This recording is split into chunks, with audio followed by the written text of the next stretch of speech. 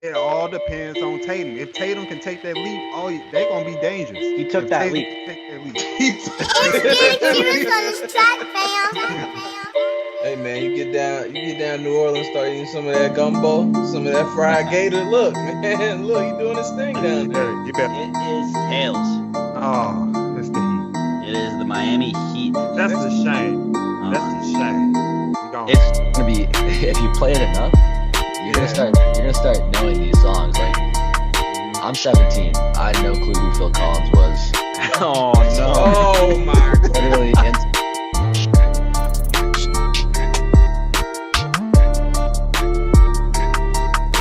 What is up, everybody? My name is Jordan Daly with the HoopLifeTV Podcast. This week, things are a little different. People are missing. But as always, we have Stacey Collier. Say what's up. What's up, everybody? Welcome back. Episode 20. If you're watching video, as you can tell, Mike White and Ben Okazawa are not here. Ben's starting school, and Mike has dinner with the family. Family's priority number one, so we'll have him back next week. But filling in for both of those two, we have David. Say what's up, David. Hey man, it's a lot of weight filling in for both of those two. I hope I can make up for all that. But yeah, it's good to be back. Always good to chop it up with you guys. Yeah, we've had David on before. David is Mike's co-host for the Here's the Deal podcast. They are now part of the Hoop Life TV network, so you can find their podcast on our website at hooplifetv.com, as well as Spotify, Apple Music, YouTube, and pretty much everything else, right? Yeah, you name it. Yeah, it's everywhere. Yeah, and you want to shout out your Twitter handle too, just so they can go follow you? Oh yeah, _ King Cole, and that's with X instead of an I. Gotcha. Okay, so make sure you go follow him. You changed that recently, right? Wasn't it Yeah. like...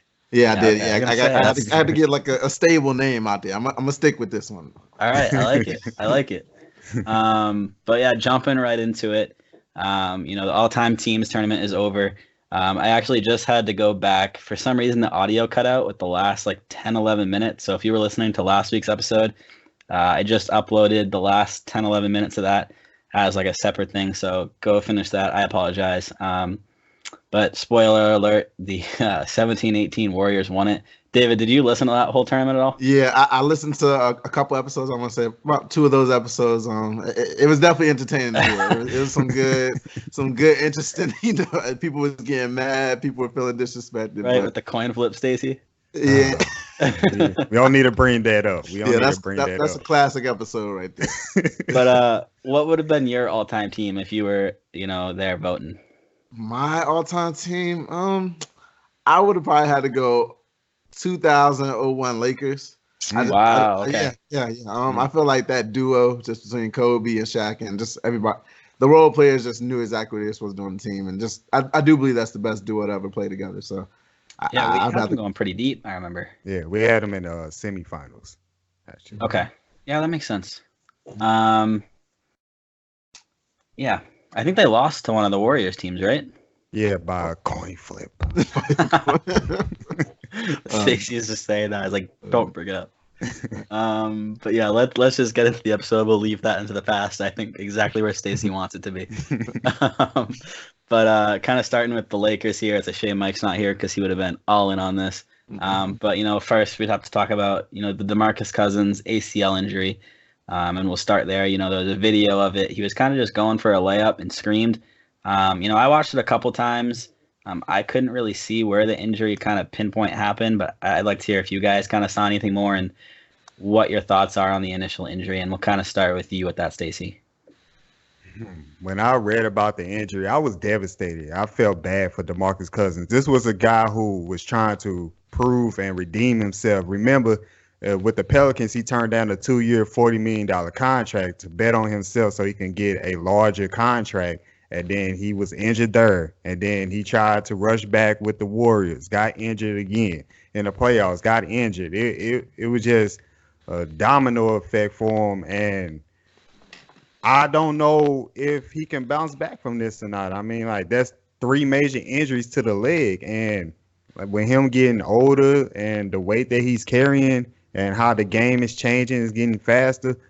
I don't know if he can bounce back and, have, a successful career after this. And, you feel bad for him even more because he signed for a $5.3 million deal with the Warriors, And then this offseason, this summer, he signed for just $3.5 million. So he lost a lot of money due to the injuries, and it's just sad and unfortunate. Thankfully, the Lakers were able to sign an important piece that I know that we're going to bring up that, that's going to keep them afloat. But man, I just feel terrible for DeMarcus Cousins. Do you think that's the end of his career? I don't want to say no, but just thinking about ACL and the other injuries that he had, I don't see him bouncing back that well with this, and it could be the end of his career. But I really hope not. I really hope not. I really hope that he can come back and play at some point. My fear is that he kind of becomes the new Carmelo Anthony in a way that he kind of just floats around from team to team, hoping that'll stick, and then we know where Carmelo is now. But David, what are your whole thoughts on the ACL injury? Do you think he'll be able to come back from this, and kind of what does this do for the Lakers? Ace, from Achilles to torn quad to ACL injury, it's too many injuries for him to bounce back. I think it's over. I think he needs to hang him up. I'm sorry to say that. I believe he will be turning 30, sometime throughout this injury. So he's getting up there in age a little bit. And I mean, a big guy like him, and you have so many injuries like that, that's why you have this accumulation of so many injuries. Once you have that Achilles, everything else just starts to, like Casey alluded to, it's just a domino effect on your injuries, and especially legs. Like, it's one of those things where he can't control. It's out of his control. No matter how he plays, if he wants to be a spot-up shooter or something like that, something is just, it's bound to happen. He's gonna have a tweak here, or a minor injury there, but you don't want to go through that the rest of his career and his life. Like, these are real life players we're talking about. It's not like you just have an injury and you just bounce back 5 years from now. This is something that he's gonna have to live with the rest of his life. And he's missed so much money so far. I think he should just go ahead, hang it up, start looking for ventures outside of basketball. For the Lakers' outlook, I do think they take a big hit with this. I believe he was their third or fourth best player, if you want to throw Kuzma ahead of him, but I think he was definitely a key component to their team. They needed him definitely for any type of centers they're going to play. Anthony Davis doesn't want to play center. So, I mean, that's going to change a little bit. JaVale hops in there, and, I mean, people expect him to start throughout the season, but Boogie just adds so much, and he spaces the floor for a player like LeBron. You're going to be playing Rondo. You need that spacing from your center, and to have a JaVale McGee down there or Dwight Howard, who they brought down there, they're not going to have that same space, and it's just going to be a different feel. And they're also going to be missing Boogie Cousins passing a lot, too. I think that's one of the underrated aspects of his game that you really can't make up. And I would have liked to have seen them get Joakim Noah, but, obviously they went ahead and got Dwight. Yeah, so as you mentioned, the kind of reaction for the Lakers was that they went ahead and signed Dwight Howard. He used to play for the Lakers. He kind of bounced around, became a journeyman a little bit in the NBA. Is that a good signing for the Lakers? Should they have gone another route? Do you think that Dwight Howard is going to be a meaningful piece to this, or do you think he's going to be just kind of a guy that comes off the bench and does what he can when he can in the few minutes that he'll get? And we'll start with you this time, David. I think Dwight, he'll have some success there. I don't think he'll be asked to play a lot of minutes. He's still an effective player. He just has to get over his injuries and kind of put his ego to the side and know that he's there to play 15 to 20 minutes a game and just go out there and play your role. I saw a video of him practicing jump shot stuff like yesterday, which is just, crazy to even think about. You finally get a deal. You're playing with LeBron James, Anthony Davis. Go out there and work on your post game. Go out there and just make sure you're in the best shape so you're ready to go once the season starts. Quit shooting jump shots. And that's something that, everybody's always had kind of a knock on Dwight Howard, that he doesn't take the game as serious as people want him to. So I hope that does change come, October, November, when the season does start coming around. But I think he'll be successful on this team. I would have liked for them to get maybe a Joakim Noah, maybe even a Marcin Gortat, just a guy that's out there that's a skilled center that can pass, that can kind of shoot a mid-range jump shot and everything like that. And just, you don't have to worry about the ego, him being in the news and all that other stuff. Dwight Howard, we've seen him in LA and it didn't work out. Obviously, that was when he was, he's dealing with a back injury and things like that, coming out of his prime per se. So he was dealing with that, but I would have liked for them to go with maybe a little bit lesser name, but a better player at this point in their career. Yeah, you mentioned that he's kind of shooting jump shots at this point in his career, and where he is, like that team specifically, he's a role player and he needs to accept his role of being in the paint, getting rebounds, and getting buckets in the paint. Like, he's not going to be a star on that Lakers squad. Like, that's not a negative thing against him. It's just he's not going to be. And if he is, that's bad on the coaching. He needs to be a role player. He needs to be in the paint. So I agree with you. Like, he shouldn't be practicing shooting jump shots. He should get his ass in the paint and do whatever drills he needs to do down there. But Stacey, going over to you, how do you feel about the Dwight Howard signing? I think it's the best signing they could have done. I wrote an article about this. I named 3 players, and Dwight Howard was one of those players that the Lakers should get. What he will provide for the Lakers is rebounding. They definitely need some rebounding. They need somebody to grab that board. He will be a valuable asset off the bench.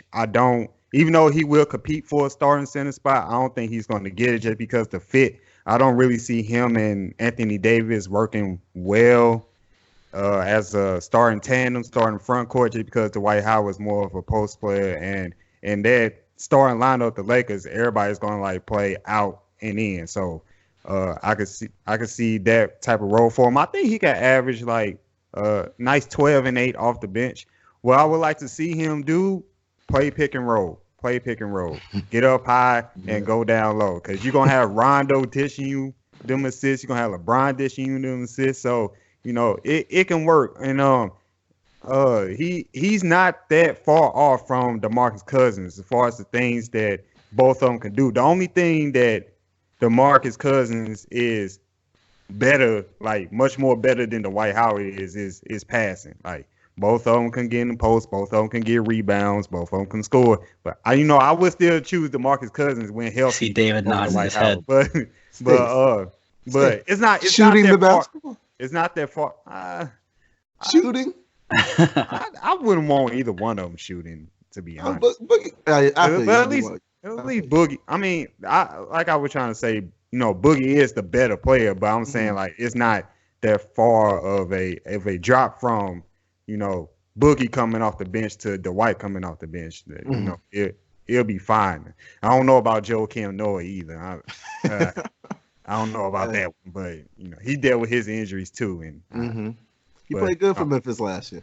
Yeah, he did, but I'm just not a fan of him. I mean, we can be clear that neither of those 3 are getting the Lakers to an NBA championship. So. Oh yeah, I agree. But kind of going back to DeMarcus Cousins and his injury. In a way, I don't want to say he got lucky with the injury, but he wouldn't have been playing regardless. There was some news that just came out that he said some death threats to his wife on a phone call. I'm not going to insert the audio. I'll just read the transcript. It's pretty quick. Basically, the male, who they assume to be DeMarcus Cousins, says, "I'm going to ask you this one more time before I take it to another level. Can I have my son here, please?" A woman who we believe it was his wife, right? Yeah, I think it was his girlfriend. He was getting married, and he wanted his son to be at the wedding. Okay, so regardless, the woman's fiance, wife, girlfriend, whatever, said, "Go shoot the ball." Cousins responded, "Can I have my son here, please?" The woman answers, "No, he's not coming." And Cousins takes it to another level, like he said he would, and said, "I'm going to make sure I put a bullet in your bleeping head." Oh. Little did he know that woman was recording the phone call. Come on. Yikes. Yeah. Yikes. Yeah. So apparently the NBA has launched an investigation into this. If the injury didn't take him out of the league, wouldn't be surprised if this would. I mean, we've seen... I don't want to say we've seen it in the NBA before that I can think of, but like in the NFL, we see stuff like this all the time where personal matters come in and affect it into the league. Like, what was it, Kareem Hunt just last year? Yeah. The whole kicking a lady in the hallway. Was it whoever that was? Yeah. Tyreek Hill, a whole bunch of domestic violence. Yeah, and then they always take action. There's suspensions and whatever. The fairness of them, we'll get to that later another day. But yeah, it'll be interesting to see how the NBA reacts to this. I'm trying to think, has there been like a family issue in the NBA that the NBA kind of took action on? I can't think of a family issue. First thing that came to my mind was the Gilbert Arenas and the locker room incident. As far as just saying you're gonna shoot somebody in the head type of atmosphere. But as far as NBA, I can't really think of. I mean, you got a couple of wild incidents here and there, but that's the only one I can think of. And something just came to my head. It's not on our list, so this may throw you guys a curveball a little bit, but it just kind of reminded me of like the NBA taking action and whatnot. Recently, a picture on Twitter went viral through a bunch of different accounts. I saw it on Facebook as well. Delonte West sitting on the side of the street. He looked like he'd been on a lot of different types of drugs, homeless. Were you guys able to see that picture? Yeah, I saw the picture. It's sad. It was really sad. I looked into it a good amount. There was a claim that was an old picture, but I was able to track down the old picture. So that is a new picture. There's really not much information about it, though. Yeah, I believe he struggles with mental issues. Yeah, he had a lot of mental health issues in the league too, and that's something that the NBA didn't really take too seriously then. I believe it was pretty much recently when that kind of came into kind of a major league issue. I think it was Kevin Love who stepped up first. Yeah, it was Kevin Love and an important issue. Yeah, and a bunch of players kind of followed him. It's sad that the NBA is not really helping him out. You know, it's funny, we tweeted that picture out, and Jared Dudley very briefly quoted it and tweeted it above, tagging the NBA Player Association, saying, you guys need to do something. His agent probably called him after that because that was deleted in like 10 minutes. Yeah. But can't do that. Yeah, like they need to do something to help their former players. Like, yeah. It's sad. Yeah, you just can't let people retire, and then that's it's a brotherhood per se. So right, you got to get him back on his feet, no matter what he's dealing with. Trying to at least get him somewhere where he can get taken care of. Like, where are his old teammates at? Like, I know he had some beef with LeBron, and I'm not really. We're not gonna talk about that. We're not. That's what happens when you mess with the king, man. Yeah, there were a lot of replies about that. I just ignored them. But for those of you that don't know, I'm pretty sure that Delonte West had some relations with LeBron's mom. We'll leave it at that. I'm pretty sure. Allegedly. We're gonna say allegedly. We're gonna say allegedly, but regardless, it's still sad to see, someone that kids looked up to in the league. Kids would line up outside of arenas to get this man's autograph, and now he's just sitting on the side of the street, homeless. Looked like he'd been doing some drugs with mental issues that are just going untreated. I hope that someone takes action. Yeah, prayers up for Delonte, man. If you haven't seen the picture, go to @HoopLifeTV on Twitter. We have it there. You may have to scroll a little bit because it was a couple days ago now, but take a look at it. You can probably Google it as well. It went pretty big across a bunch of different social media accounts. But going back to the Lakers, we went really off track there. What's next for the Lakers? They lose DeMarcus, they get Dwight. Does this really change anything for them, or are they kind of right on track with where they were? Worse, better? We'll start with you, David. I believe they are a worse team. I hear what Stacey's saying as far as DeMarcus Cousins and Dwight. He may make up for it numbers wise. Like if he does come in average 12 and 8, numbers wise it'll be the same. But I believe Boogie's impact is a lot more. Like you just feel his impact more nowadays, more so than Dwight. Even when he came off of the quad injury in the finals, the 2 games the Warriors won, those are the 2 games DeMarcus Cousins actually played pretty well. It was, I believe the second game 2 where he scored about 15 points in the game that KD got hurt, when everybody was kind of shook as soon as KD got hurt. But as soon as Boogie came in, they kind of uplifted the team and they won. So he proved they could still be valuable. It's just that consistency with Boogie. But as far as Dwight, I haven't seen him play basketball in over a year, so it's kind of hard to judge. And I just don't believe he plays his role as well as Boogie probably would. I would agree with the fact that I haven't really seen Dwight play in a while either. Did he even play last season? He got surgery, right? Yeah, he played a little bit, but not that many games. Yeah, not many. And then he had that whole scandal. I'm not even gonna talk about that. Oh no. But I would say they got a little bit worse. I mean, looking at it for what it is, DeMarcus Cousins and Dwight Howard on the Lakers are both role players. That's what they are. They're not stars. They're role players. They both have a job to do on that court. So, I mean, I'll take DeMarcus Cousins over Dwight Howard any day. But they didn't lose much because they got Dwight Howard. Obviously, Cousins is better, but it's very little. I'm in agreement with Stacey on this one. David just looks so disappointed. Stacey, what about you? What's next for the Lakers? Come on now. They didn't get worse. They still right on track to be where they're projected to go, which is a possible NBA Finals appearance. I mean, chill. No. I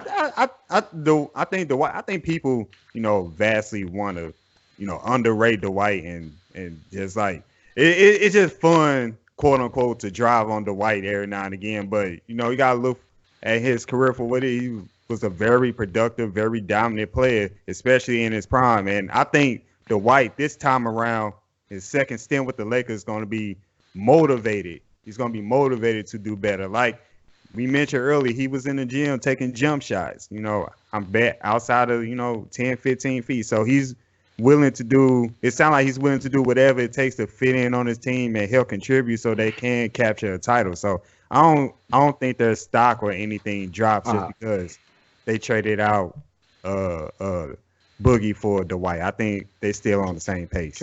Can I ask both of y'all a question? All right, so you plug in Dwight Howard, you lose DeMarcus Cousins. I hear y'all's arguments, but in order to get to the finals, they're gonna have to play some of these Western Conference teams. So I'm gonna just name a couple teams. The Rockets, you got Clint Capella, I believe. So my argument is gonna be that Boogie Cousins takes these centers away from the rim. That's the biggest key, I believe. The difference between him and JaVale McGee or Dwight Howard. He's going to stretch the floor. He's going to bring passing to the team. Obviously, defensively, they're probably both better on that side of the ball. But offensively, it's going to change a lot of things for LeBron James, what's the guy's name? Anthony Davis, and Kyle Kuzma. I think it just opens up the floor a lot more for them. So, and playing teams like the Nuggets, the Rockets, the Warriors, the Clippers, I think Boogie Cousins is a very vital in getting that center outside the paint and just making it uncomfortable because who's stopping LeBron James once the paint is open? Like one-on-one, maybe Kawhi Leonard and Paul George may stay a chance, but when they have that center behind them, it just makes it a lot easier for them to defend. And I think that's kind of where Dwight Howard and JaVale may kind of just make that spacing isn't as tight as it should be, and it can mess them up come playoff time. So two things on that. One, Jason Tatum can stop LeBron in the paint. Don't make me get the picture. Oh, no. But anyways, to your point about like spreading the floor, I get that. But the thing with the Lakers is they have Anthony Davis and they have Kyle Kuzma. Anthony Davis can play the 5 if he needs, so he can be that big man down low that can stretch the court. And Kyle Kuzma could play the 4. I'm pretty sure that's what he came into the league as. He's definitely more of a 3, but he can play that 4 position. Mm-hmm. So, I mean, without Dwight Howard, without DeMarcus Cousins, they're going to be fine spreading the floor with height. When you look at the Celtics, they play more of a small ball role. Looking at this Lakers team, they're definitely going to be playing more of like a big man basketball type thing. Yeah. I don't know what to call it, but you get my point. They're still going to have no problem splitting that floor with their taller players.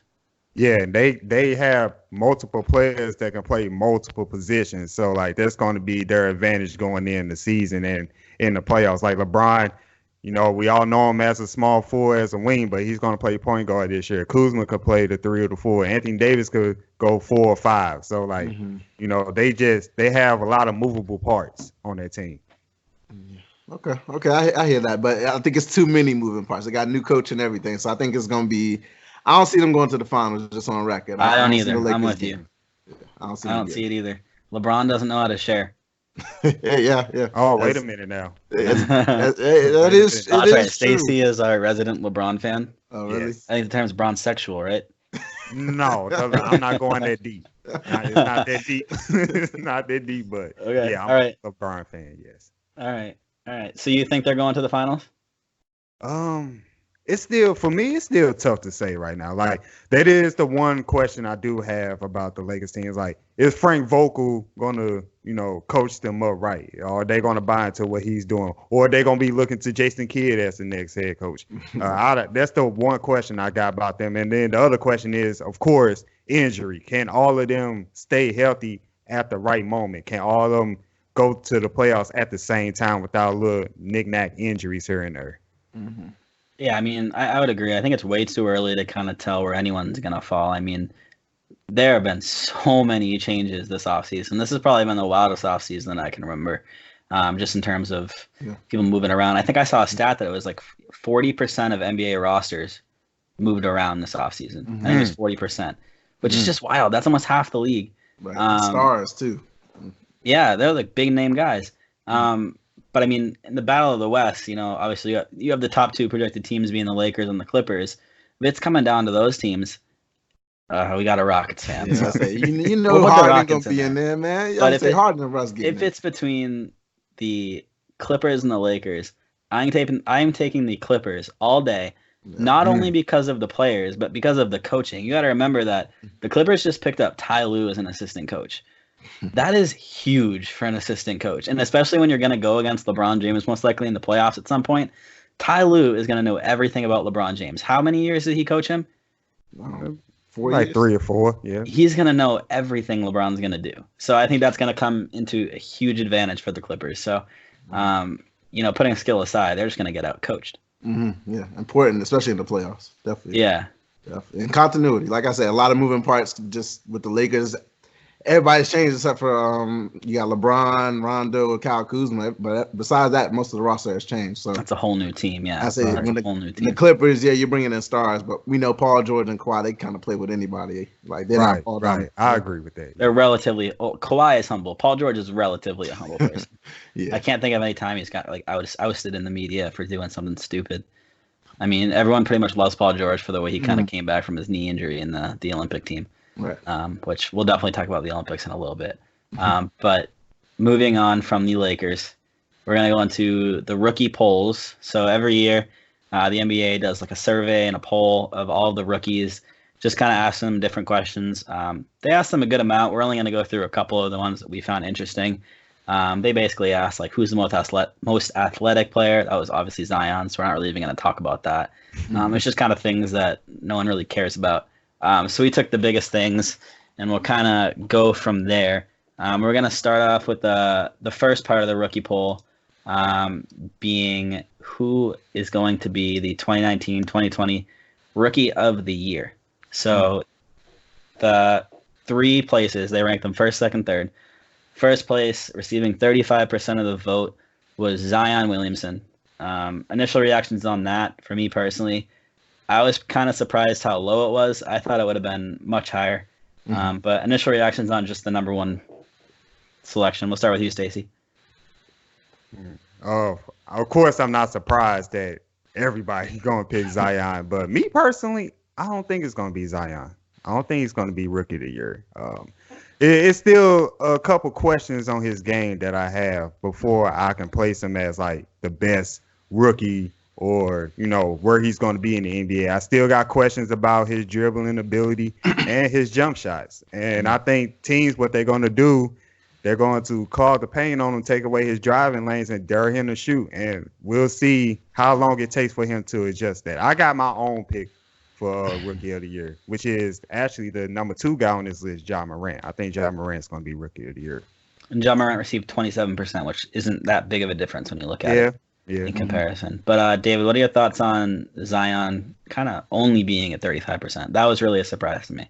I kind of feel it. A lot of players around, the college, I mean, they have a lot of respect for their peers and things like that. Like, kind of some of Cam Reddish, he has a lot of respect just because of what he did in high school. It's like a lot of players, if you listen to some of the interviews and things like that, they just hold Cam Reddish to a high regard because they know what he can do, even though he wasn't able to show that at Duke. He was dealing with injuries and, being third fiddle to RJ and Zion. So it didn't surprise me.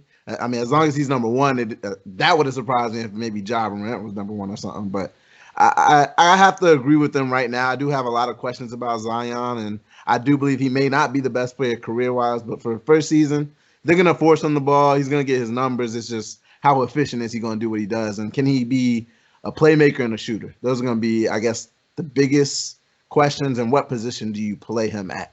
Because it's just, do you play him at power forward? Do you play him at shooting guard, small forward? I know it's kind of unheard of to play him at shooting guard, but judging by his size, that's where he'll be. Like, that would be where his skills are best utilized. If you play him against bigger players, he's going to get canceled out. Like, obviously, he's going to be a tad bigger than whoever he plays against, but if you play him against a Taj Gibson, I don't think he's going to demolish Taj Gibson other than athletically, but strength-wise, he'll be losing a lot. One thing about Zion, if you look at, the superstars of the league right now, you got LeBron, you got Giannis, you got AD. Those are all guys that can bring the ball up if they want to. So I wouldn't be surprised to see the Pelicans trying to have Zion bring the ball up a little bit. Ben Simmons does it. It's not unnatural anymore to see those bigger type guys bringing the ball up the court as like a team leader type deal. So I would be interested to see if the Pelicans try to play that role with him and get that mismatch. But Yeah, looking at the other guys that received votes, as we mentioned, we had John Morant in second at 27%. RJ Barrett and Cam Reddish were tied at third for 5%. I also want to shout out my guys Carson Edwards and Romeo Langford and Grant Williams for receiving votes. I love the fact that Carson Edwards got votes. He's our second-round pick out of Purdue. I am in love with Carson Edwards. Yeah. He blew up in the summer league, but I was a big fan of him before. I remember my tradition draft night is after the draft, I look up the guys we got, especially if I haven't really looked into them too much. Like second-round guys I didn't really look into too much. And then we got Carson Edwards. I remember looking at game film of Carson Edwards, and I was way more hyped about Carson Edwards than I was of Romeo Langford. I am so excited for Carson Edwards. I think he's going to fit in so well. He reminds me of a smaller Marcus Smart with probably more skill. What? More skilled Marcus Smart. No. That surprised me because just how great a defender Marcus Smart is. So, I mean, I'm talking about attitude-wise. Oh, okay, gotcha. Yeah, he's a little fireball. I love it. He reminds me of Patty Mills. I think he could be kind of like a Patty Mills where I hope he's go out there, be a hell of a shooter. He's gonna drop buckets. He may drop 30 out of nowhere. So. Yeah, that's not a bad comparison. It's not that bad. Grant Williams reminds me of Al Horford. I'm gonna say that right now. I think you're missing Al Horford. I think that's what he reminds me of Al Horford. Come back, Dad. But yeah, moving on to the next rookie poll. Oh, so before I go to that, I forgot about this. So one thing that's been funny about the Rookie of the Year survey, they have been wrong every year since 2007 when it was Kevin Durant with a 54%. Right. So looking at the past couple of years, 2018, it was tied between Ayton and Sexton at 18%, which is an insanely low number. That just is crazy to me. 2017, Dennis Smith Jr., that's 26%. I love that guy. He's a high flyer. I'm a big fan of DSJ, but come on. Yeah. 2016, there was Chris Dunn. And let's go back. It was Jahlil Okafor, Jabari Parker, CJ McCollum, and Victor Oladipo for 2013. Yeah. 2012 was Anthony Davis. 2010 skips 2011 apparently. 2010 was John Wall. 2009 was Blake Griffin. Hey, none of those. You rattled off two Duke players. That's kind of alarming. You rattled off Jabari Parker and Jahlil Okafor. That's kind of both of those guys are kind of nobodies now. Hey, Jahlil, I still have hope for. Jabari going to the Hawks. I mean, maybe he could score there, but I don't really have much hope for him going forward. I was waiting for Jabari to take off. It just never happened, man. Right. When he got that first injury with the Bucks, it was like, all right, it's a wrap. Yeah, I was all about that free job movement a couple years ago. Big fan of that movement. But yeah, we'll move on to the next rookie poll, which kind of is a follow-up question to that. Not who's going to have the best rookie year, but who's going to have the best career. And this is where things change pretty dramatically, aside for one position.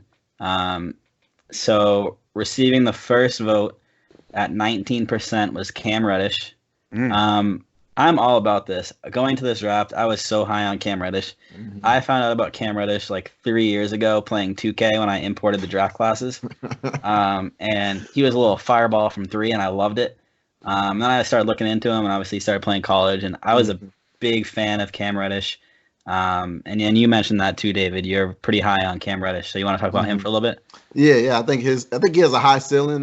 When I saw this survey, I was like, okay, yeah, I was actually in agreement with it. I think he definitely has the potential to be the best player in this draft. I think he plays kind of like a Paul George, KD. He's a little bit smaller than those players. I don't think he'll be as good a defender as Paul George, but I think offensively he just has a smooth game. He's a great shooter. I mean, and I love him on the Hawks. He went to kind of a perfect situation for him. They drafted DeAndre Hunter ahead of him, but I mean, him and Trae Young, I think they'll be their number 1 and 2 scorers for the next 10, 15 years. So I love the situation he's in. And I am very high on him. I think his ceiling is very, very high. All right. And Stacey, it's interesting that the number 2 overall in the Rookie of the Year is also number 2 here, Ja Morant, which is 16% of the votes. You said you were pretty high on him. Do you want to talk about him for a little bit?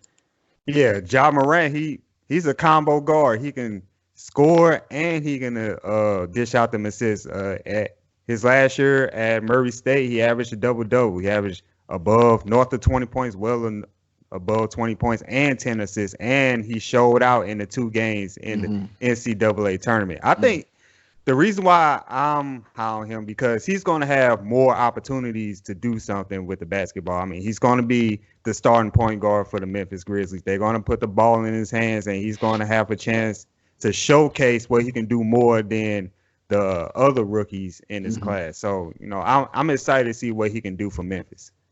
So one thing that worries me about Ja Morant, being in Memphis, it kind of reminds me of pretty much anyone in the past couple of years. On a Phoenix.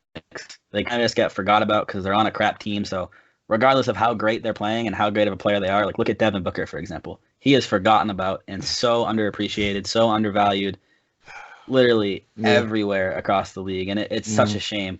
In the rookie poll, he did get some credit. I'm going to hold off on that for a little bit, but I just hope that doesn't happen to Ja Morant. I hope that Memphis is able to somehow get another talented player to play alongside Ja Morant. Ja Morant's going to be a great player, but not if he's by himself, like Devin Booker. Devin Booker is still a great player, but guys like this need help. They can't do it all by themselves. I mean, they still got Jaren Jackson. They still got Jaren Jackson. They do have him. Jaren Jackson. Yeah, so that is my like one Jaren word. Jackson. Him being in Memphis is my one worry as well. That's the only reason I can't go he's gonna be that guy. And he's the only 3 or 4 year player. I believe was he a junior? I believe he's a junior. Coming out this year. He may have been a sophomore. I may be wrong on that, but he was the only player that wasn't a freshman. And I mean, just having that extra couple of years to grow. So I mean, rookie year, I think he'll probably be a step ahead of them. But as they develop, you kind of just look at age after a certain point. True, and I mean, even look at Cam Reddish. He's in Atlanta. You could say who's in Atlanta, but Trae Young's already a superstar, I would say. I would go out on a limb and say Trae Young's already a superstar. The way he performed his first season in the NBA was absolutely insane. People doubted him pretty highly, saying all he could do was shoot, and he pretty much proved them wrong. Trae Young's going to be a great player, and with Cam Reddish right next to him, that's going to be a crazy good duo in the league for the next couple of years. Ja Morant and Jaren Jackson Jr. just doesn't do it for me. I don't think that's enough. Oh, man. I don't think Jaren Jackson Jr. is on that level yet. I just don't. I do like Jaren Jackson Jr. Don't get me wrong. I think he's a great player, but he's not in the likes of Cam Reddish or Trae Young. I agree with that, but I wouldn't sleep on him necessarily. I mean, he's still improving, so they're gonna grow at the same time. So I would like to see Memphis get an older player that could probably be like a veteran presence on that team and kind of lead them and mentor them a little bit. I don't really know where Memphis is going right now. Like, what is Memphis's goal this season? Just continue to develop. See Jaren Jackson average somewhere between 18 and 10. 18, 10, and 3. Try and get him a well-balanced game. Kind of make him like a KG type of player in today's league because he does he can shoot a little bit and things like that. So do that for him and just show that Ja Morant can handle the load as a starting point guard in the league and just get everybody show that he can make other players better. Because I mean, if they get some good shooting around him, they got to move away from that grit and grind. That's not going to win it nowadays. And with the team they have set up with Ja Morant, they have to get some shooters around him. So if he can prove that he can hit shooters in their stride in the spots that they like to get the ball, then I mean, maybe they can get some of these free agents, maybe get 1 or 2 more good draft years, and they can make something happen. Here's my thing, and why I blame the front office in Memphis is that New Orleans, from the time they knew they were getting Zion, instantly started making moves to build around Zion. Memphis did nothing. Yeah. Because I mean, they traded Gasol, and that was just kind of like, okay, yeah, well, I guess. And they got Valanciunas, who played good for them, but and then when they got rid of Conley, it's just like, okay, I guess. But yeah, like you said, they didn't make moves that really made sense. It's more so we're just getting rid of these players because they're past time. We're not going to win with them now, and we're not making moves to. We have a vision for our future. We're just getting good player here, good player there, but we're not sure how it's all going to come together. Right. I thought maybe they were trying to clear cap space to sign someone that was just going to blindside everyone, but they didn't get anyone. That's not happening. They did nothing. Melo, go get Melo. So they need a bet. That may actually be good. I would like Melo there. Yeah, he may not. He may not like that though. Yeah, he's not gonna like that. But I feel like at this point he'll take anything. He'll go to Cleveland. Oh man. He would go to Cleveland. I like He'd go to to see that. Phoenix. He would I go to love to see Cleveland.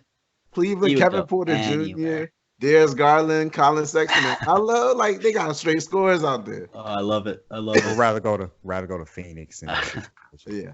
Phoenix probably be the move. Yeah. Yeah, with Devin Booker. Mhm.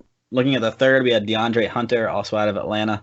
And then at the fourth, we had a four-way tie between RJ Barrett, Jackson Hayes, Kobe White, and Zion Williamson. Was anyone surprised that Zion only got 5% of the vote? Yeah, that's kind That's of hate. Yeah. That's hate. Yeah, I thought I he feel would be that's like third. saltiness. Yeah, I thought he'll be third on this list, like at the very least. Mhm. Wow. But like at the same time, you got to understand these players. Like they've been in this trying to get the spotlight right alongside Zion. They're probably sick of this guy. They're like, no, screw you. I'm gonna give it to someone else. Like, But how they give it to DeAndre Hunter? It's like, okay, I can see John I Morant, would've put Cam, and RJ, but I would not. put any of those fourth place guys over him. And I love DeAndre Hunter, but I see him as Jimmy Butler. Like, I can see him playing like a Jimmy Butler type of role, and I I don't don't even know if I see him that good. I mean, yeah, because Jimmy Butler is, I say, as clutch as he is and everything like that. But I don't. There's no way you can. There's no way you can rightfully say, "Oh yeah, he'll have a better career than Zion." I think, yeah, that's where the hate comes in. And yeah, aside from Carson Edwards and Romeo Langford also getting votes, one thing that actually really surprised me is Boston's late second round pick. I think it was the 59th pick. Tremont Waters got votes in this. Tremont Waters is like the size of Isaiah Thomas, Celtics Isaiah Thomas. That stunned me. I don't know if guys are trying to like troll everyone. I did not get that. Yeah, I didn't either.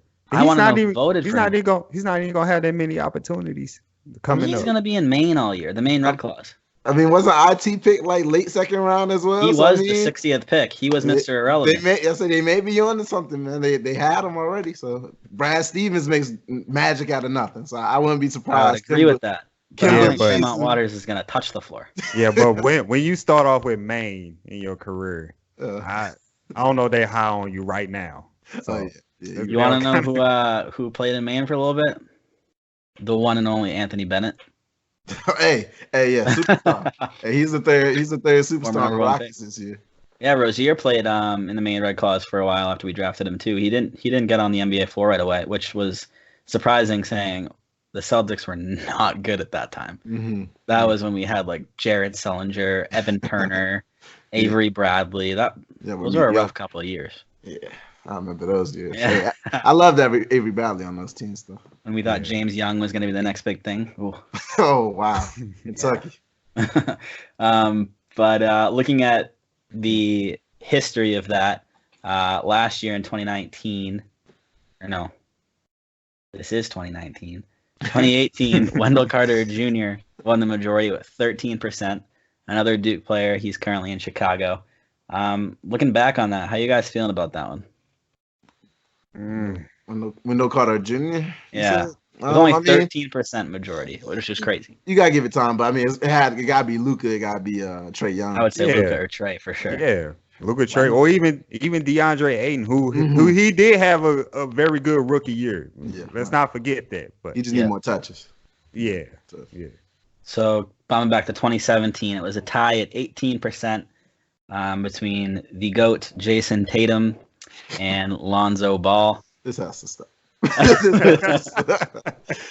I mean, that one's not that bad. I can see. I mean, I think De'Aaron Fox and Donovan Mitchell are probably the guys. I was gonna say Donovan Mitchell should be up there. I would put Donovan Mitchell instead of Lonzo Ball.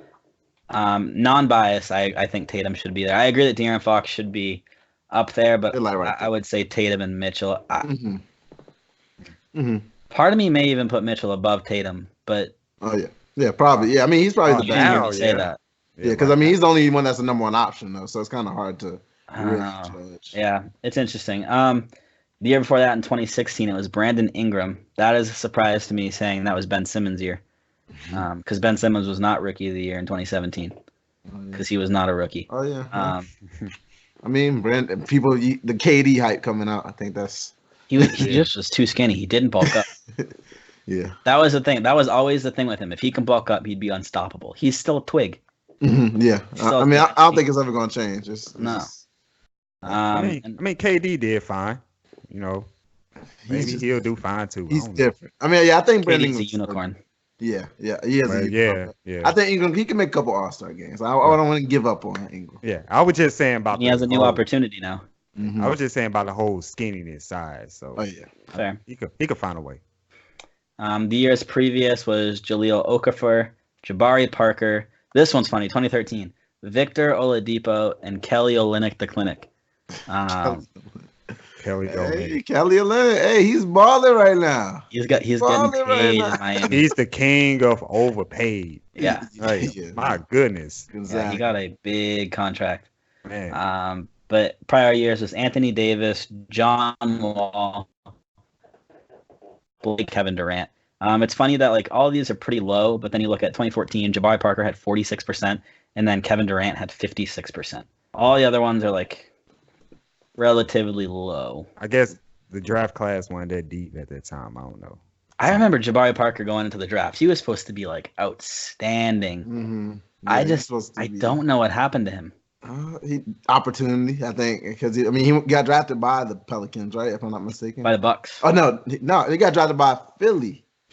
Jabari Parker. 76ers. Oh, I'm thinking Jahlil Okafor. Jahlil Okafor was 76ers. Yeah. Oh yeah, Jabari Parker was supposed to be the truth. I'm sorry, but yeah, Jabari Parker was supposed to be that guy. You're right. The next great wing, kind of. But the past was it 1, 2, 3, 4, 5, 6 years. One of the number one picks has been from Duke. Oh my god! That doesn't tell you that a college team is being successful. Yeah. I don't know what.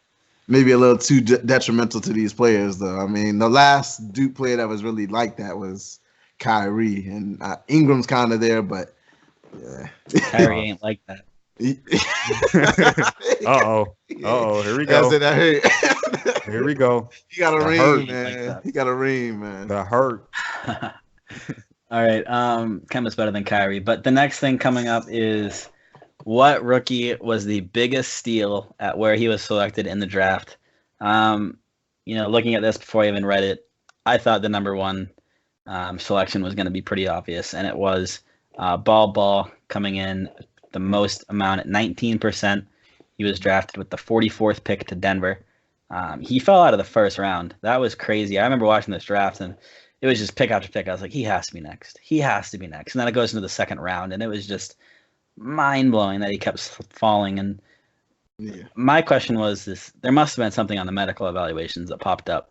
Right. There had to have been. Yeah, that's only explanation. Yeah. So I feel like there's no surprise there with Ball. The also tied for first at 19% was Kevin Porter Jr. Being selected with the 30th pick. Any comment on that one? I agree with that. I thought he was a steal. I think he's going to be a nice scorer in the NBA. He finds a way to get buckets. The only problem was at USC he was coming off the bench, and then he dealt with a couple of injuries. But when he had his opportunities, he was efficient and he put the ball in the basket. So Nick Young. Yeah, they got their Nick Young. Exactly. USC and everything. And then the cluster tied for the next, all at 5%. One name here stands out to me specifically because the Celtics passed on him 2 or 3 times, and I was having a fit. We were on YouTube Live, and I was going nuts. I so mad. And that's Nasir Little falling to 25. Yeah. Blows my mind that he fell that late. He should absolutely have gotten more votes from this poll. I think he's going to be a star. He's very good. Portland got a killer pick with that. But also others receiving 5% of the vote. My guy Carson Edwards, my guy Grant Williams, Kobe White, and Isaiah Roby. Kobe White, it's kind of funny that they voted him as a steal, and he was selected 7th overall. Yeah. So like, would you had him 4th, I guess, right after? Yeah, that's what I want to know. I mean, all these other guys are 22, 25, 33, and 45, and then 7. I don't really know. I'd call that a steal. Yeah. I mean, hey, your peers. I mean, I think they actually got it right on this one for the most part. So I mean, maybe they just hold him to a higher regard. And I mean, I think Chicago's a perfect situation for him. He's kind of a dog on both ends. It's just he has to develop a little bit, like all these players. Fair. one of the people that I was surprised not to see higher, he did receive one of those others receiving votes mentions, Admiral Schofield. I don't know if you guys know too much about him, but the Celtics were extremely big on him. They had him to a bunch of pre-draft workouts. I thought we were going to take him with Carson Edwards' pick. I was very upset when we didn't, but I'm okay with it now. Yeah. I was stunned to see him fall so far. But you guys have this list up. Are there any other kind of surprises to you?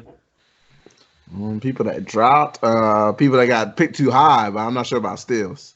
I feel like Brandon Clark kind of fell a little bit. That was a little bit of a surprise. That was a surprise. That could be a nice steal. And even Cam Reddish as well. Him going to, I believe he even went past 10. I believe he's like the 10th or 11th pick. He was the 10th pick. He was the 10th pick. Yeah, and I expected him to, like, when I kept seeing him drop, I was like, number 8, they need to pick him. Okay, number 9, they need, like, okay. And he didn't fall too far, but he did fall a couple of spots that I thought he would go. Yeah, it's just very surprising.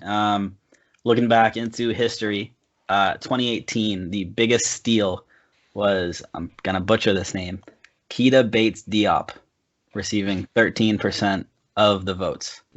I hope I pronounced that right, but he was out of Ohio State. David's laughing. Did I say it wrong? I mean, I have no idea. Oh, okay, good. Right. But that just proves that last year was wrong, saying none of us really know him anymore. The year before that, 2017, absolutely no argument about this one. Donovan Mitchell, only receiving 19% of the votes, though, which is kind of surprising, even though that was the highest. The year before that, DeJounte Murray, Joe Young, Kyle Anderson. Okay, they only did last names for this one, and I only recognized 2 of them. We got Lito, Murphy, Nerlens Noel, and Kelly Olynyk, all receiving 9% of the votes. Okay. Who was Lito and Murphy? We don't even know. Apparently, they were drafted by Dallas and Chicago. No idea. I can't think of them. And then the year before that, it was Green out of Golden State, Jones out of Oklahoma City, Nicholson out of Orlando, and Tony Roden out of Memphis. These last names are killing me. It's bad that we don't even know who these people are. Like, I mean, but I guess Draymond. Is that Draymond up there? Oh, could have been? Yeah. You said 2012? Yeah, he's 2012 pick. Yeah. Wow. Okay. He's pretty young. Michigan. Wow. Okay. All right. Year before that, I love this guy. Make him dance, Lance Stevenson. 18% of the votes. Man, I wish he was so much better, man. He had a good career though. He was like a good player for what his role was. He was okay, but like I'm saying, he could have done much more. He had the talent. I think he left Cincinnati early, like way too early. So okay, I mean, he'll be a guy we remember. Our kids won't remember. Definitely. We'll be able to blowing on LeBron's ear. Oh my god! We'll be able to tell him about the guitar in Los Angeles. He was definitely gotta exciting. love him. What? I say he was definitely exciting. Very skilled. Very skilled. I remember playing 2K12. That was like my 2K. I had that 2K for like 6 years, so I nailed those rosters down. Lance Stevenson was like a goat. He was going. He was a goat in that game. I remember playing like my GM or whatever. Give it 2 years, the dude was a 99. Like, yes, man. Yeah. They were high on this guy's potential. Yeah. Going back to 2009, it was DeJuan Blair. I don't know. And then 2007, Swaggy P and Nicky Young. Yeah, DeJoun Blair. I actually thought he was gonna be a good player. History is not on this side though. So. Yeah, I thought he was gonna be like a Reggie Evans because he could just grab boards, but he's kind of undersized. Well, yeah. Like that's what I thought he was gonna be. History is not on this thing's side, not at all. Yeah. Scrolling down, which rookie is most athletic? We're not even gonna talk about that. Zion Williamson got 87% of the votes. I'm glad they didn't play too much about that one. Yeah, I'm not even going to talk about that. Which rookie is the best shooter? Tyler Hero with 33%. Best defender, Matisse Thybulle with 37%. Best playmaker, John Morant with 40%. Stacey, I'm sure you're fine with that one. Oh, yeah. And then this one was kind of interesting. It was, what will be the biggest adjustment for you playing in the NBA? So it's not like they're voting on like people. It's just like, what are they going to struggle with entering the league? So the options were longer 3-point distance, playing NBA defense, lifestyle and time management, physicality, which is athleticism, size, and strength of opponents, schedule and length of season, and speed or pace of the game. Mhm. So looking at this list, I'll just read it off. With the most votes coming in at 40% was the speed and pace of the game. Tied at second with 21% of the votes was physicality and length of season. And number 4 was lifestyle/time management with 12%. And others receiving votes was longer three-point distance and playing NBA defense. Initial reactions to this, David? My initial reaction was whoever voted everything, those are going to be your star players. Whoever voted, okay, yeah, everything's going to be adjustment. Those are going to be the guys that really, make that jump and are serious about being kind of like the best players in this league. Could they pick everything, or was it limited? Yeah, I believe a couple. You know, There were a couple players that picked everything. I believe that was on it when I was looking through it. Okay. I accidentally lost it, but yeah, a couple players that betted that. But definitely the speed of the game, I think it won't be too big of a adjustment. I think the strength of NBA players probably be the next biggest thing, and time management should be fine. You have more time now than you probably were in college, so I think that probably won't be too big of an adjustment. Because let's be honest, none of those guys went to class. Exactly, just using that time for the right things. Oh, come on. That's They were difference. playing Now 2K. You got money now. You got to use that money. You got to use that time for the right things, and don't make your time in the league too short. My biggest concern is Zion specifically would be the length of this season. Mm-hmm. Going full at it with his athleticism, he almost got himself hurt in the NCAA finals with that shoe incident. You times that schedule and bump it up to 82 games. Is he gonna last? I think he'll hit a wall like every rookie does. As far as like injuries, I can't really predict that. Fair. Him signing with Jordan, obviously that was some big news. Not too familiar with Jordan shoes other than the actual Jordans. Which I'm pretty sure he may actually wear those throughout the year. So hopefully he won't bust through any shoes throughout the year. Hopefully the threes can hold him up, the 11s, whichever pair he want to wear that night. He just make sure he got the right ankle support, and I think he'll be fine. But he'll hit a rookie raw for sure. Yeah.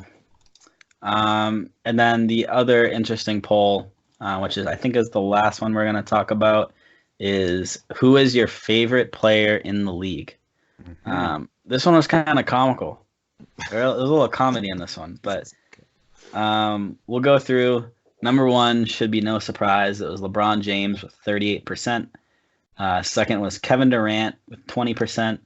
Tied for third at 8% was Kawhi Leonard and Damian Lillard.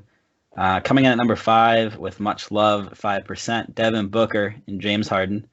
Others receiving votes was Jamal Crawford, Kevin Garnett, who's not even in the league anymore, Paul George, CJ McCollum, Steve Nash, who's been out of the league for quite some time, Spicy P, Pascal Siakam, and Russell Westbrook. I'm in love with the fact that Devin Booker is getting some props. I loved seeing him pretty high on this list. I want to know who voted Steve Nash and Kevin Garnett. I'm curious if they knew that they're not in the league anymore. But yeah, I love seeing Jamal Crawford get some respect too. I feel like he's kind of underrated just because he's not a starter.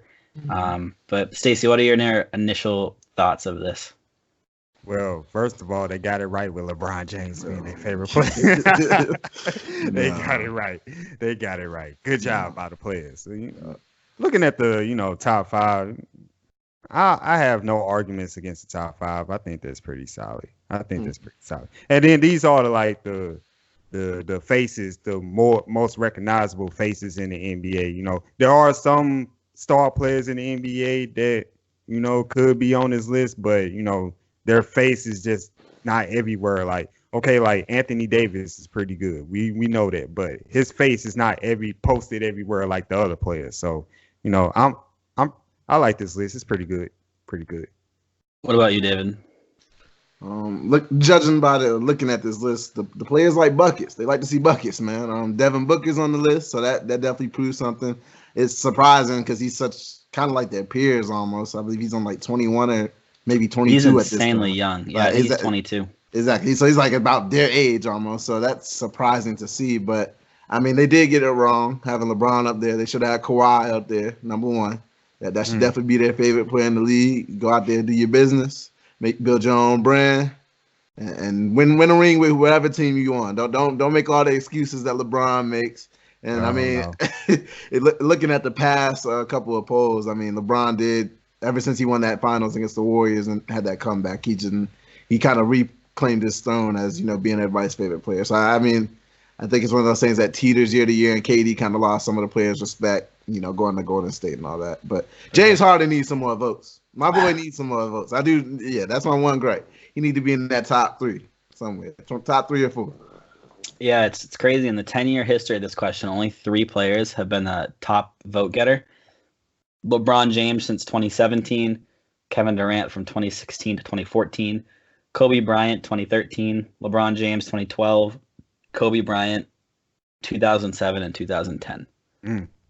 So that's crazy. There's literally been only 3 top guys, and it's been Kobe, LeBron, and KD.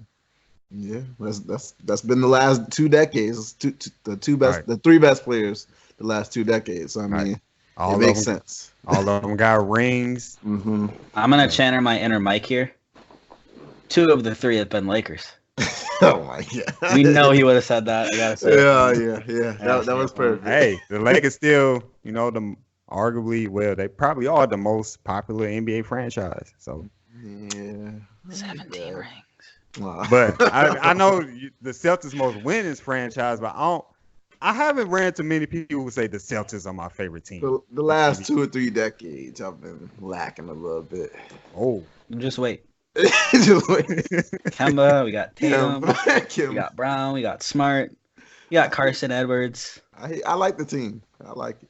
Except for at the center position. It's great. And this Cantor. I love him. All right, but moving on from the votes, continuing a little bit about Devin Booker. There was an incident with him that went on social media a little bit. We could talk about this a little bit briefly. There was a video of him playing pickup basketball. He was bringing the ball down the court and he got double teamed, and he kind of reacted to that saying, you know, this is pickup basketball. We're here to improve our game. What good is it going to do me if you're double teaming me and making me give up the ball? So initial thoughts on that, David, we'll start with you.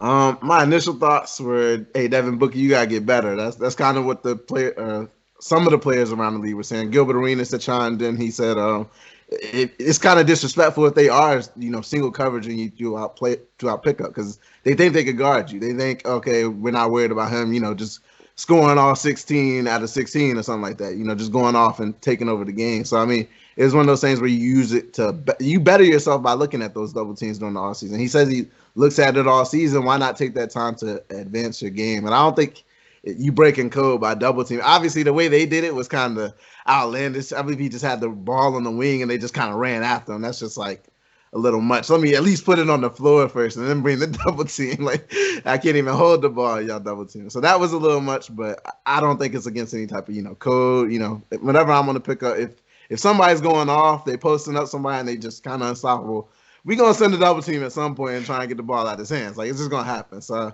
I think you should look at it from a respect standpoint. And a lot of guys around the league, like Katie and Trae Young, did agree, though. So, I mean, it's one of those things where, I mean, if you're a great scorer, obviously you don't want to get double teamed, but you use it to advance your game and be a better playmaker.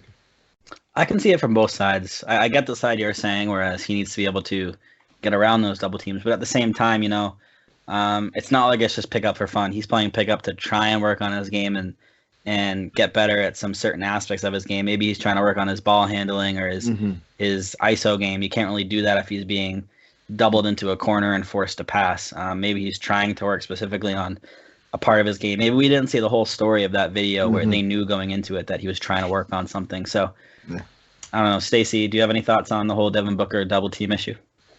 I'm in agreement with you, Jordan. If it's like a certain situation, I can see where the double team is a problem. But on the other side, I'm like, come on now, Devin. You know you're going to get doubled in the season. You got to work on... Especially on Phoenix, he'll get triple teams.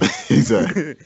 For quadruple team. But you got to work on, passing out the double team, setting up your teammates. You got to work on stuff like that. You're not going to be in isolation all the time. It's good to work on every type of situation in the game, and that includes double teams. So from that standpoint, I don't want him to complain about double teams when he knows he knows it's going to happen. Everybody knows Devin Booker is coming up, so they're going to try to stop him. But I can see both sides of this argument. Yeah. He has to have that Mamba mentality, man. Like he's supposed to be kind of that guy that carries on the Kobe's legacy. So he has to start getting up. Hey, if they're double teaming, you get the shots up. I saw another tweet out there. Somebody said, "Oh yeah, we were doubling Kobe all summer, but Kobe ain't passed the ball even throughout the double team." So I mean, kind of have that mindset as well. Like just work around it. That's kind of where I'm at. That's true. I get that. I mean, think if Kobe was playing in this situation, like Kobe would smile. He'd be like, "All right, bring it on," and he would find a way to do something. So no pass it either. I get your point with the mentality. So I guess we see it from both sides. But also on topic of pickup basketball in the offseason, have you guys seen the video clip of J.R. Smith? I know I didn't write this down, so I don't know if you guys saw this. Yeah. Him out there, J. Cole. Yeah, it was like a massive pickup game, and his team was down by like 7 or 8 or something. J.R. Smith was just like, "Give me the ball," and he started draining deep ass threes. Just won the game for his squad. It was crazy. That's pretty much all I know about that situation, but I just wanted to bring it up. But moving on, we brought it up a little bit earlier, and we kind of held it off so we could talk about it all at the end. Is Team USA and Olympic basketball. Not looking good, guys. Not looking good. It kind of started off with everyone kind of refusing to play. All the big name stars that you'd think should be on the Olympic team are kind of just like, "Nah, I'll pass." And then eventually they put together their roster of people that were willing to play. And in the middle of that, guys that aren't even that good started being like, "Nah, I'm done." Like Zari Smith, I think his name was, gets traded to the Clippers, and he was just like, "I want to focus on a championship ring." I was like, "Okay, what are you gonna do to help the Clippers? Like, you're not gonna play." I don't know, just a lot of surprises to me, and they kind of capped off their questionable roster by losing to Australia. Previous to that game, they were like 76-0 against Australia in the history of the Olympics. We're now 76-1. Crazy. Initial thoughts about the Olympic team, David? Oh, it's all these damn Celtics out there, man. They got to get them out the team. Watch yourself. Wow. No. Personally, I love it, though. It's literally like we got a preseason for the preseason. It's great. It's definitely going to build some chemistry out there. But on a serious note, I think I watched a little bit of that game and definitely caught the highlights.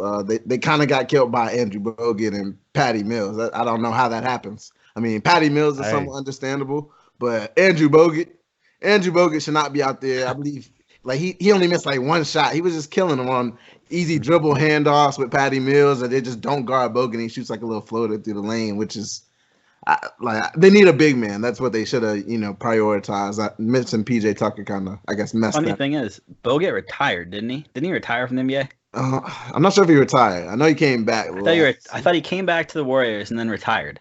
He might have. I'm not sure about that. But you can't let him be the second guy in command and taking down Team USA like that. And they have Joe Ingles. He didn't even, do anything crazy. Dellavedova didn't do anything crazy. So it's just and Patty Simmons isn't playing, right? Yeah, he's not playing.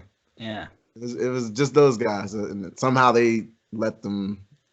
Patty Mills was snapping on them. So I mean, give credit to a Spur player. I mean, Popovich knew it was up. He should have had something drawn up to stop him. But this Team USA team just isn't it, man. It's just not it. Or Stacey, I want to hear your thoughts on Team USA so far. Well, first of all, we know that all international players raise their game when they play for their national team. So, like, I'm not surprised that Andrew Bogut dominated Team USA basketball. But I mean, to look at the whole picture, we had to know this was coming. First of all, they have a whole new system, whole new players. Greg Popovich is not a coach instead of Coach K. So like everything is different, everything is new, and these players are younger. They never played international ball before. Which of these players was on the last Olympic team? Like, so like they just trying to get used to it. So I mean, long term they'll be fine, but it is going to be a struggle. They trying to build chemistry. They trying to see how things is going to work. Who's going to do what. So this is not surprising to me. I knew they were going to struggle to start off with. Yeah. And one thing, kind of relating back to what you said, Stacey, about the chemistry is a lot of the guys on this team are those like budding star type players. Jason Tatum, Donovan Mitchell, guys that are about to bloom into full NBA stars. I bet you these guys are seeing this as their chance to take over and become that superstar. So there's probably a lot of budding heads on that roster of I want to be the it man, or I want to be the LeBron of this team, or I want to be the Kobe of this team. They're probably all trying to step up and be that number one man. And looking at that roster, there really is not a number one man. They all need to find a way to work together. I mean, looking at that roster, I would probably say that Kemba is probably the best player on that team. He has to be the closer. Has to be.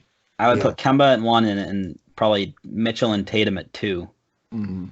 Yeah, overrating Tatum, but it's all good. Ooh. It's all good. It's all good. It's all good. I know. I like Tatum a lot too, but I think as far as this team goes, Kemba has to be the closer for him. That's kind of what I chalk it all up to. And I mean, that game he didn't do that. Obviously, I mean, now the games are gonna start counting from here on forward. So maybe they got their one loss out the way, so maybe they'll be fine going forward. And speaking of, one of you guys mentioned that players just tend to play harder for their country. Mm-hmm. Giannis is gonna be insane. Oh man, I saw some clips already. The Antetokounmpo brothers. Oh, wow, man. they're gonna be scary because they're gonna be beating countries, and Giannis is just gonna be setting up his brothers like Giannis and whatever his name is. Like, man, they're gonna average. Both the other two brothers gonna average 15 plus just cause. Yeah, it's gonna be the Antetokounmpo brothers. Just rename their team. Just rename the country while you're at it. Yeah, man. Greece could be a problem. Yeah, definitely. But kind of closing it all up is what the U.S. has on their roster enough to win the gold. Starting with you, Stacey. And if not, who are their threats? Man, it's hard to say. Because they're so talented, and usually for the Team USA, talented wins out. Even though they'll struggle in the game, they'll just win off talent alone. But this is so new. I can't see them right now. I don't see them winning the gold medal. I think they can win bronze or silver, but I don't see gold. We just mentioned Greece. I think Greece is going to be a problem. Australia, they got their confidence up on them now, so they can be a problem. And Luka Doncic, what's Luka Doncic? Slovenia with Luka Doncic there. I'm pretty sure he's going to ball out internationally too. He's going to be a problem. And so like those few teams right there can beat USA. So I don't see a gold medal finish for them right now. Mm-hmm. David, what about you? Yeah, I couldn't agree more. I don't think they'll win gold this year. I see them probably actually winning bronze. They won't make it to the championship game. But yeah, probably. I think bronze for them. They have a pretty young team. I mean, they have a couple of vets out there. Obviously, Popovich as a coach, you got the best coach in the whole entire world. But I mean, he's not going to be able to implement his systems and things like that. They're kind of lacking in size. You saw that when they played against. Yeah, they have no height. Andrew Bogut and I can't think of the other center out there, but Aaron Baines, he was out there too. Yeah, all of Australia. Yeah. So I mean, they kind of struggled against the size out there, and these young players, I just don't think they're ready. Kemba's gonna have a college type, Connecticut type of run if they're gonna win, a UConn type of run if they're gonna win this one. So I see them probably at bronze, and I think Greece, Spain, Australia, those are some of the teams. Yeah, Spain. I think who's on the Spain roster. You got Marc Gasol. They're missing a lot of guys, but I know you got Marc Gasol and I think Rudy Fernandez. There's another guy in the NBA that I can't think of right now, but they got a couple of players. I know they're missing like Ibaka and things like that, and obviously I think Powell. But I mean, they got a couple of players out there. Wow, I would say that the United States national basketball team still has the most complete team out of all of the rosters across the FIBA World Cup, and I think that's going to come down to help them in the long run. I mean, yeah, you got Slovenia with Luka Doncic. Yeah, you have Greece with Giannis Antetokounmpo. What other countries? Yeah, you have Australia with. Mm-hmm. I would say Australia, while they don't really have like a big name guy, they're probably the second most complete team in terms of like the amount of NBA players they have and the depth they have there. I really still don't see anyone beating the U.S. I really don't. The U.S. They have the most NBA players on that lineup, and that's what it's going to come down to. I'm sorry, but there is no way And I would probably say that Slovenia is probably the second best team in this race right now. No way that Luka Doncic is enough to beat the United States team. No way I'm that taking Giannis all Antetokounmpo is I'm enough to taking beat all the U.S. bets. team. Hey, if you want to make a bet on the side, we can do this. But We may need to do this. USA isn't winning it this year, man. They're We not. may need to do this. Like 40-minute games, short of 3-point line, and don't sleep on these foreign players overseas, man. They Oh, can I ball. don't. The EuroLeague is a threat. Yeah, that's Yeah. it. There's a couple of players out there that they make it drop 20 on us right quick. And I mean, Luka's gonna drop 30 on us. Giannis gonna drop 40 on us. So Oh, they're only gonna need a little bit of help. That's true. I mean, it's gonna when we play, guys like Giannis and Luka, it's gonna come down to Popovich and the coach who just be like, all right, let those guys score. Focus on everyone else because you're not gonna stop them. Right. Yeah. Tatum's not enough to stop Giannis. Tatum's not enough to Nobody. stop Doncic. Nobody can stop Giannis on that team. Exactly. Nobody. I mean, there's very few people in the NBA who do that, regardless of the U.S. national team. And it feels so weird saying that because when you think U.S. national team, you think of like the best of the best in the NBA. It's sad it's not like that anymore. But You need to have Kawhi out there. well, That's another stupid. sleeper that reminds me. I know he's not part of this team, but just reminded me because he played for Toronto. Another sleeper is the Canadian national team, and Well, yeah. I'll step in for Ben on this aspect. They have a lot of good players. Canada has been growing as a distributor of NBA players, especially in the most recent years. It definitely started with Vince Carter and the start of the Toronto Raptors. It's kind of when it all came full circle for Canada. Guys like Tristan Thompson came into the league, and it's kind of been growing from there. So I think Canada is a team to watch as well, especially with a lot of the younger players. RJ Barrett's from Canada, right? Right. Yeah. Yeah. Yeah. So I mean, RJ they're gonna have a Wiggins. pretty good team too. So no sleeping on them. Mhm.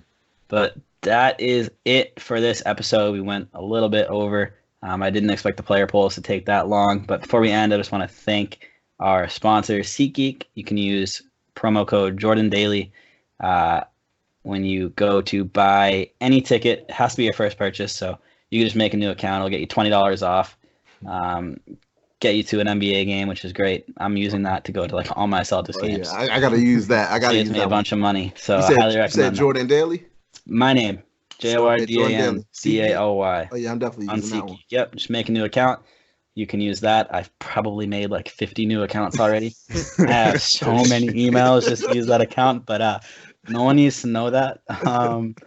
Also, we have to thank Adidas, the NBA store, and Fanatics for also sponsoring us. Our network has grown a pretty big amount in the past couple weeks, so I want to thank. We got the Here's the Deal podcast with David and Mike. Yeah. We have the CNC Sports Show with Stacey, and I believe the co-host name is Natasha. It hasn't started yet, so I'm not 100% sure yet. Starts next week. Next week. Do you have a date yet? Do you want to shout that out? Oh yeah, we're gonna start September 3rd, day after Labor Day. Gonna premiere September 3rd. Awesome. So make sure you're following our Twitter for that because we will retweet that. And we also just picked up the Ballify podcast. They're pretty big across Twitter, so we're pretty happy to have them on. You can go follow them at Ballify NBA on Twitter. And yeah, we're just going to keep growing and getting bigger and eventually be the biggest podcast network on the internet. For sure. Hey, the be goal. on the lookout for our Here's the Deal episode. It should be dropping tomorrow, depending on when y'all listen to this one. I'd say the date because there's a chance I don't have this. On the 27th. So on August 27th, it's gonna be a big episode. Today is August definitely- 27th. Oh, August 28th. I'm sorry, August 28th on Wednesday. So it'll be dropping. Me and Michael, we had a good debate. I had the debate with is Reggie Miller a top 10 shooting guard all time? So definitely check that one out. And Good we one. talked about a lot about Kobe and things like that. So definitely check that one out. All right. Well, David, thank you for coming on this week and replacing Mike and Ben. I know it was last minute, so I appreciate you Thank hopping on with us. Stacey, you didn't lose a coin flip this week. Thank God. Stacey really hates me because of all that. I put Hey. Stacey through so much. Oh man, I ain't sleep good. I ain't sleep good. All right, but that is it for this episode of the Hoop Life TV podcast. This was episode 20, so that's crazy. If you've been here from the start, you've listened to over 20 hours of us talking. Get a life. I'm kidding. That was supposed to be a joke, but it just wasn't funny. Keep listening. Yeah, come on back. Yeah, but it's been a lot of fun. I've actually just listened to our very first podcast earlier today. Wow, that was cringy. Wow. It was funny because like I was so shy because I didn't know anyone yet, and I was pretty quiet. Stacey had like an awful internet connection and a mic, so you'd hear like every 5 words he was saying. It was so cringy, guys. So I'm glad we've come a long way since then. But that is it for this episode, and we will see you guys next week. Peace.